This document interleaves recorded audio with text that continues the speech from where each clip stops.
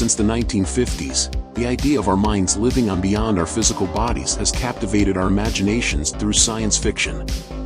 But what if mind uploading, once confined to the realm of fantasy, becomes a reality? Recent advancements in science and technology are nudging us closer to this mind-boggling possibility. With popular shows like Black Mirror and Upload reigniting our fascination, the concept of mind uploading has taken center stage.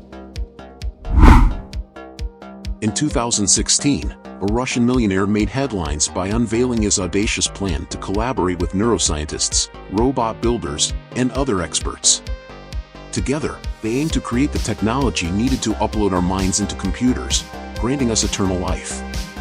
While his predicted timeline of achieving this by 2045 might seem far-fetched, we are indeed making strides toward a better understanding of the human brain and the potential to replicate or emulate it. One promising approach to mind uploading is whole brain emulation.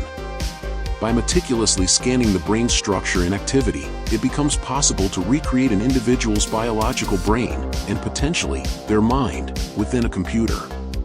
The most captivating technique known as scan and copy involves detailed electron microscopy scans of preserved brains, gathering the data necessary to produce a functional brain replica.